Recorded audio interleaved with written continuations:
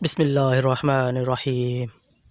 ایک صحابی کا بچہ بہت زیادہ مٹھائی کھایا کرتا تھا۔ باپ اپنے بچے کی سعادت سے سخت بیزار تھا۔ وہ صحابی بچے کو لے کر سرور کائنات صلی اللہ علیہ وسلم کی خدمت میں حاضر ہوئے اور آپ صلی اللہ علیہ وسلم سے دعا کی درخواست کی کہ ان کا بچہ میٹھا کھانا چھوڑ دے۔ جواب پیغمبر صلی اللہ علیہ وسلم نے فرمایا کہ وہ کچھ دن بعد حاضر ہو۔ صحابی حسب ارشاد جب وہ دوبارہ بارگاہ اقدس میں حاضر ہوئے تو رسول صلی اللہ علیہ وسلم نے بچے کو مخاطب کرتے ہوئے فرمایا، بچے تم میٹھا مت کھایا کرو۔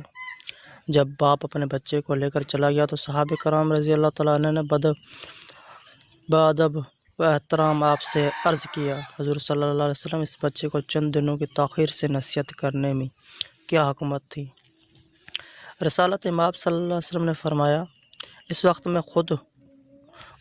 میں خود بڑی رغبت سے شہد کھایا کرتا تھا، پھر ایک بچے کو اس بات کی تلقین کس طرح کرتا جس پر میں خود عمل پیرا نہیں تھا۔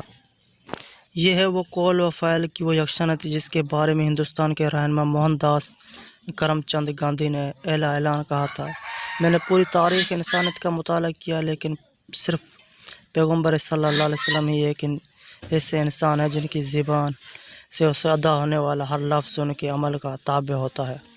سبحان اللہ العظیم۔